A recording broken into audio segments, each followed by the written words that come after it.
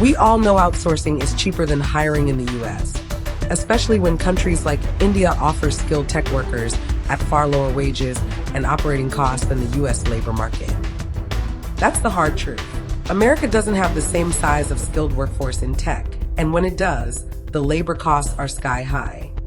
And now, out of Washington comes a shocker, a proposal to slap a 25% excise tax on outsourcing payments. It's called the HIRE Act, short for Halting International Relocation of Employment, introduced by Senator Bernie Moreno of Ohio, whose family are immigrants themselves. Indian tech exports to the U.S. are the lifeline of the industry. Nearly 3/5 of revenues come from there. Ask any U.S. tech leader and they'll tell you, Indian professionals are in high demand, not just because they're skilled, but because there simply aren't enough tech workers in America. In fiscal year 2022, about 73% of all approved H-1B visas went to Indians, by far the largest share of any country. The proposed bill not only imposes this steep tax, but also prevents companies from writing it off as a business expense, with the money funneled into a new domestic workforce fund to train American workers. Sounds patriotic, but here's the catch. It could backfire on U.S. businesses more than on Indian IT.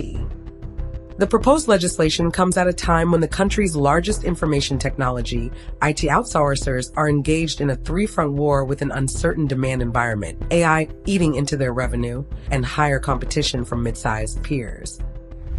To understand how this works, we have to understand what the bill does. Well, it slaps a 25% tax on certain payments made by U.S. firms to foreign companies for services delivered in America. And it doesn't stop there. Unlike normal business expenses, these payments can't be deducted for tax purposes. That's a double blow. For a U.S. firm paying $100 million to an Indian service provider, the real cost could jump by over 60% when you add in the tax and the loss of deductions. Now, let's think about the scale. India's IT sector is worth around $250 to $283 billion, with over 60% of revenues linked to the U.S. market. Every big name you know, Infosys, TCS, Wipro, HCL, all of them depend on American contracts. So yes, if this bill becomes law, there's pain for Indian tech. Margins get squeezed, contract renegotiations get messy, and clients will ask for discounts. But here's the twist. Who actually bleeds more? The American companies themselves. First problem, costs shoot up at home. If offshore outsourcing suddenly gets 25% more expensive, companies either swallow the costs or bring jobs back to the U.S. But here's the reality. Hiring locally costs 2 to 3 times more than outsourcing. So a bank that gets its tech support from Bengaluru now has to think twice. Either pay higher bills or cut corners elsewhere. Neither helps competitiveness. Second problem, talent shortage in the U.S.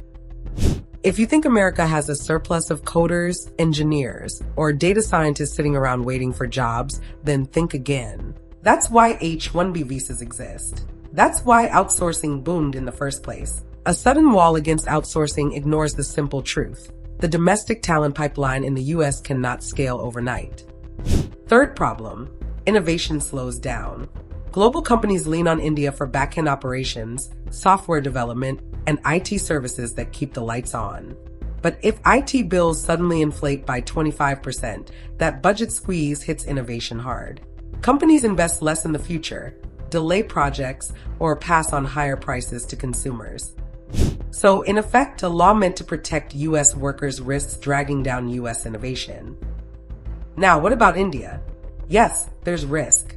Short-term contracts could be at stake. College hiring might slow. Onboarding freshers could be delayed. IT giants would need to rework their operating models.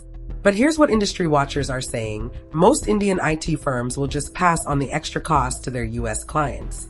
And let's not forget, Indian IT companies have already been diversifying. The U.S. is big, but not the only client anymore. So where does the bill stand right now? Well, it's still in the proposal stage. It has to pass the House, the Senate, and then get the president's approval. And that's a long road. Business lobbies are already gearing up to fight it, and no president has openly backed it yet. In fact, many analysts say the bill might never become law. But even as a proposal, it's already shaking boardrooms in Bengaluru and Boston alike. The HIRE Act is a political attempt to bring jobs back to America. But in practice, it risks punishing U.S. firms who depend on Indian IT. India's IT sector? It'll feel the heat, but it has room to adapt and pivot. The bigger question is, can U.S. businesses really afford to walk away from a model that has powered their innovation for decades?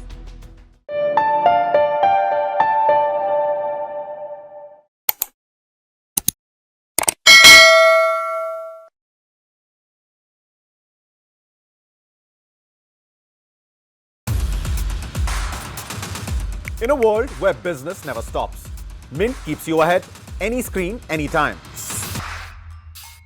From studios to the ground, Mint breaks down business, leadership and lifestyle, boldly, visually and smartly. From boardrooms to markets, from personal wealth to industry trends, we bring you the insights that matter. Mint is doing brilliantly well. It's a well-read page, I would think. What fuels India's biggest CEOs? Ride along and find out. I have to work that much harder. I have to put that much more in. Over the years. Yes. Earlier I could say, no, I can't afford it. Yeah. But now I can. Want to invest like the pros? Learn from India's top market experts.